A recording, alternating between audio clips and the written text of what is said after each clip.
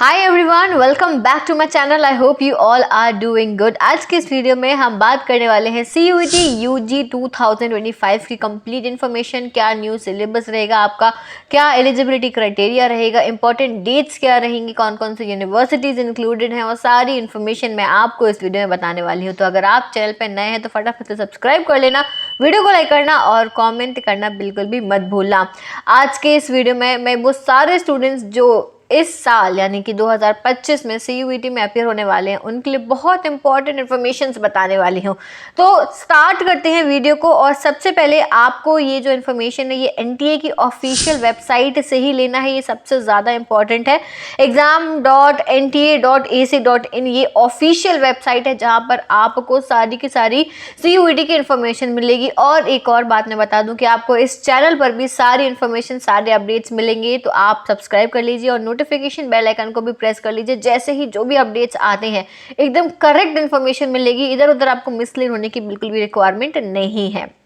Okay, so CUET central university entrance test UG यानी undergraduate. बहुत सारे बच्चों को अंडर ग्रेजुएट का मतलब नहीं होता है बेटा। अंडर ग्रेजुएट का मतलब होता है जब आप क्लास 12 पास आउट करके जाते हो, तो जो आप डिग्री करते हो, जो बैचलर्स की आप डिग्री करते हो, वो अंडर ग्रेजुएट डिग्री कहलाती है। ठीक है, तो वो डिग्री आप क्लास 12 के बाद में लेते हो। उसके लिए आपको CUET का एग्जाम देना होगा, जिससे कि आपको इंडिया के टॉप यूनिवर्सिटीज और टॉप कॉलेजेस में एडमिशन मिलेगा इस एंट्रेंस एग्जाम के बेसिस पर। अब आखिर ये एग्जाम होता कब है, क्या इंपॉर्टेंट डेट्स है, तो सबसे पहले हम इंपॉर्टेंट डेट्स की ही बात कर लेते हैं। ये जो एग्जाम है इसके ऑनलाइन सबमिशन एप्लीकेशन फॉर्म्स जो आएंगे वो आपके एक्सपेक्टेड है कि फरवरी लास्ट में आएंगे, लास्ट वीक, फरवरी के लास्ट वीक में आएंगे। और ये पूरे 1 महीने तक ओपन रहता है, तो ये पूरा मार्च आपका फॉर्म ओपन रहेगा। ठीक है, इसके बाद में आपका जो करेक्शन पोर्टल होता है वो भी आपके मार्च के एंड में ओपन हो जाएगा।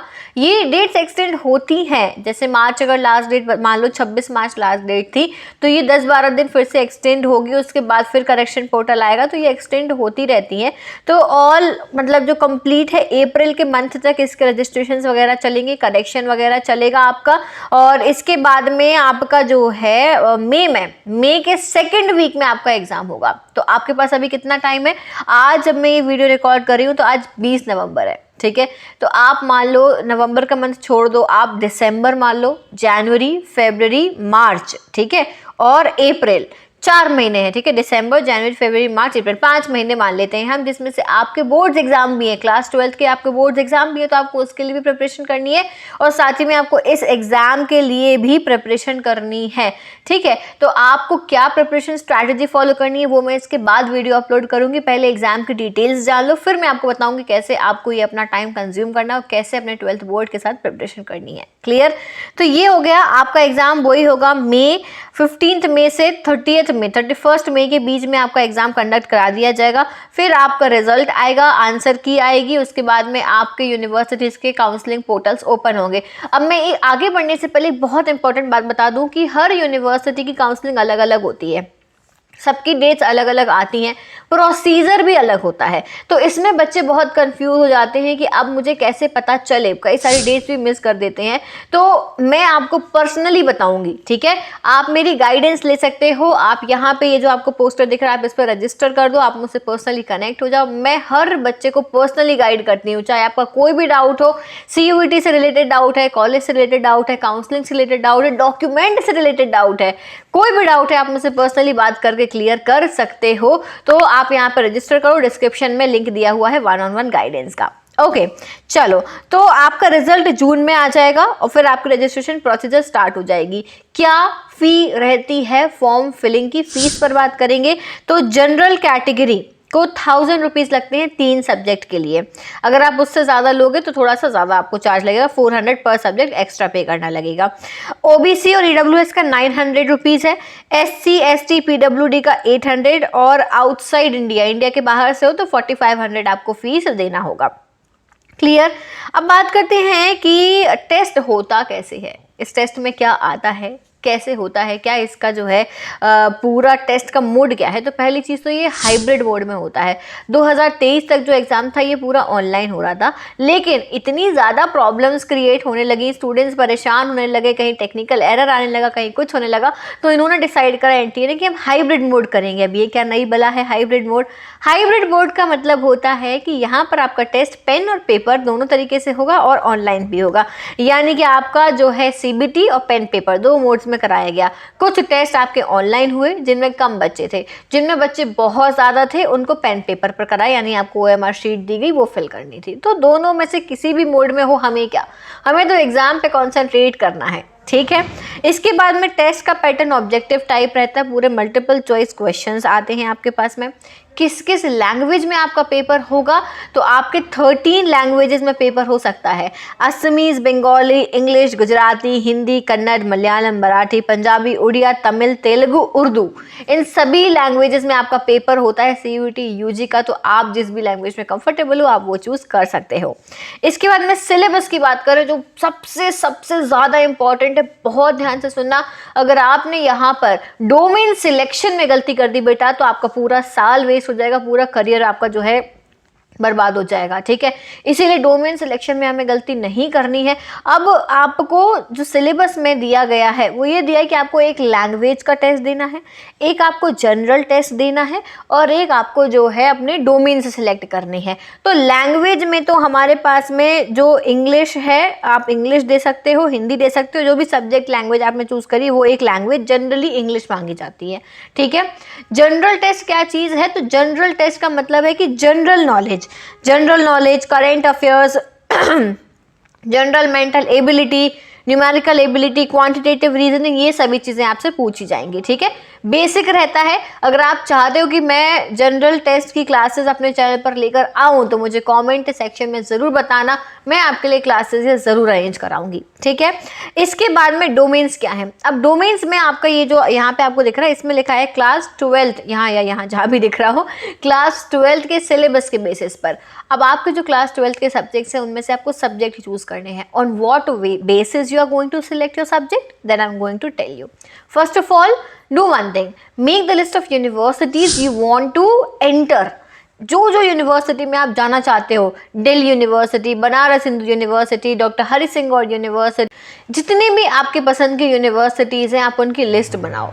अब क्या करना होगा आपको, अब आपको किस कोर्स में एडमिशन लेना है, BSc में लेना है, BA में लेना है, BCom में लेना है, BCA में लेना है, किस सब्जेक्ट में आपको एडमिशन लेना है वो ढूंढो। अब यूनिवर्सिटी अपना अपना पर्टिकुलर ब्रोशर निकालती हैं और एनटीए की भी वेबसाइट मेंशन करती है कि हर यूनिवर्सिटी ने किस कोर्स के लिए कौन सा डोमेन मांगा है। मैं एक एग्जांपल के तौर पर आपको समझाती हूँ। फॉर एग्जांपल, आप BSc करना चाहते हो तो BSc के लिए जनरली जो यूनिवर्सिटीज आपसे डोमेन मांगती है वो मांगती है फिजिक्स, केमिस्ट्री, मैथ्स या बायोलॉजी, जनरल टेस्ट और इंग्लिश, ठीक है। ये डोमेन्स आपसे मांगे जाते हैं। अब मान लो आपको BEd करना है या फिर BSc BEd करना है या BA LLB करना है, तो अब ये ऐसे कुछ सब्जेक्ट्स हैं जिनमें आपको एक एक्स्ट्रा सब्जेक्ट ऐड कराया जाता है, जो है अगर आप BA LLB या LLB में जा रहे हो तो आपको मांगा जाता है कि आपको चूज करना होगा लीगल स्टडीज, एक सब्जेक्ट होता है, ठीक है। अगर आप BSc BEd या BA BEd ये कोर्स चूज करते हो तो आपको लेना होगा इसके साथ में आपको टीचिंग एप्टीट्यूड। तो ये सब्जेक्ट्स आपको कैसे पता चलेगी कि हमें क्या डोमेन चाहिए है, वो आपको यूनिवर्सिटी की वेबसाइट पे चेक करना होगा या एनटीए की वेबसाइट पर भी आपको गिवन रहता है कि आप कहाँ से चेक कर सकते हो किस यूनिवर्सिटी ने कौन सा डोमेन मांगा है, उसके अकॉर्डिंग आप डोमेन्स भरोगे। फिर से बता रही हूँ बच्चों, किसी भी इंटरनेट कैफ़े पर अगर आप जाते हो अपना फॉर्म फिल करवाने तो आप अपना पूरा लिस्ट बना के जाओ कि मुझे यहाँ पे ये फिल करना है, यहाँ पे ये फिल करना है, यहाँ पे ये फिल करना है। देखो, या तो कोई बहुत एक्सपीरियंस्ड इंटरनेट कैफ़े वाला हो जो आपका एकदम सही आपका फॉर्म भरवा दे, लेकिन क्या होता है कि वो भी कंफ्यूज रहते हैं कई बार, तो उस वजह से आपका फॉर्म गलत भर जाता है। या कई बार ऐसा होता है कि वो सिर्फ एक यूनिवर्सिटी चूज़ कर रहे हैं, बाकी की उन्होंने चूज़ ही नहीं करी। अब अगर यूनिवर्सिटी आप फॉर्म में चूज़ ही नहीं करोगे तो आपको एडमिशन कैसे मिलेगा। इसीलिए डोमेन सही सिलेक्ट करो, मैक्सिमम जितने यूनिवर्सिटी सिलेक्ट कर सकते हो वो सारे यूनिवर्सिटी सिलेक्ट करो, समझ में आ गई बात। और फिर जाके आप अपना सही फॉर्म भरो। मैं यहाँ पर बताऊंगी आपको फॉर्म फिलिंग आपको कैसे करनी है। कोई भी गड़बड़ मत करना, मेरे चैनल को आप लोग विजिट करते रहना, नहीं तो आप अपना पूरा साल वेस्ट कर लोगे। ऐसा हर साल होता आया है और मैं हर साल बच्चों को बोलती हूँ कि बेटा मेरे से पर्सनली बात कर लो। अगर तुम्हें वीडियो में नहीं समझ में आ रहा है, मेरी काउंसलिंग बुक करके बात कर लो, मैं तुम्हें पर्सनली बताऊंगी, बट गलती प्लीज मत करना, ठीक है। तो ये चीज़ समझ में आ गई। अब हम बात करते हैं फीस। मैंने बता दिया। सिलेबस में आपको लैंग्वेज, डोमेन सब्जेक्ट और जनरल टेस्ट। तो डोमेन सब्जेक्ट आप मिनिमम 5 भर सकते हो, मैक्सिमम 5 भर सकते हो, तो आप 5 चूज करो। ज़्यादा से ज़्यादा सब्जेक्ट देने की कोशिश करो जिससे कि आपके चांसेस ऑफ एडमिशन बढ़ जाएं।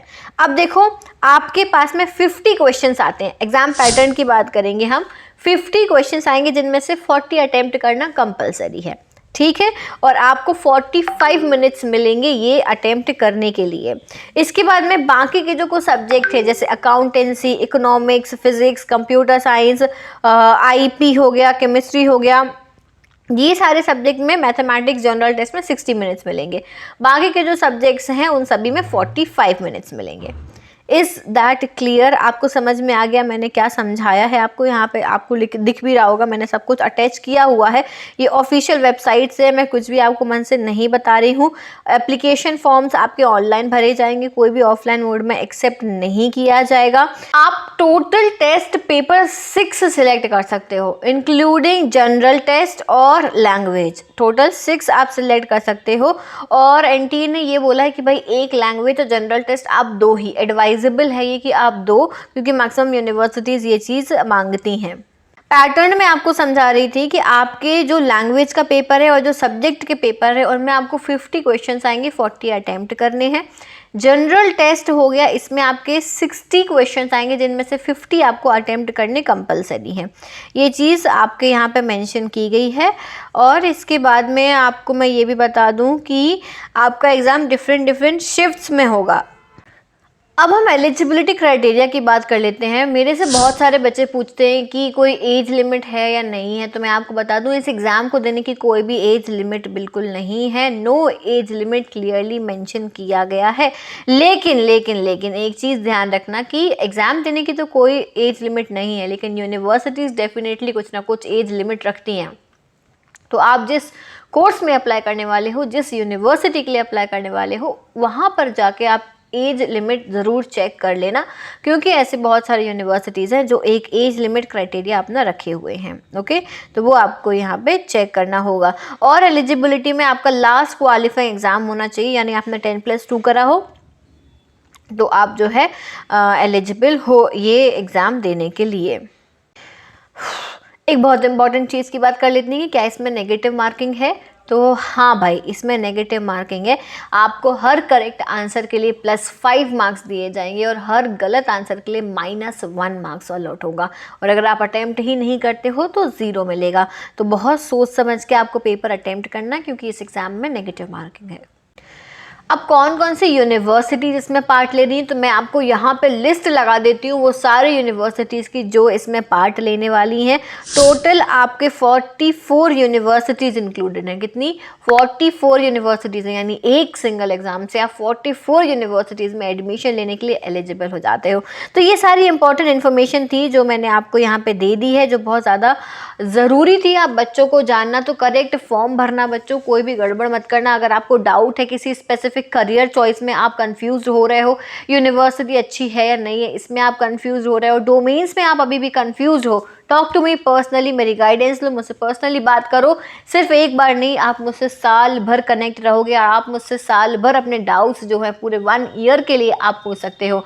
सो रजिस्टर नाउ, डिस्क्रिप्शन में आपको लिंक मिल जाएगा और चैनल को सब्सक्राइब कर लेना, वीडियो को लाइक करना। जो भी डाउट है आप मुझसे कॉमेंट सेक्शन में पूछ सकते हो। And thank you so much for watching this video and all the very best. मैं आपको प्रिपरेशन स्ट्रैटेजी पर वीडियो बहुत जल्दी लेकर आऊँगी। Thank you so much for watching this video. I will see you soon in the next video. Till then take care, bye bye.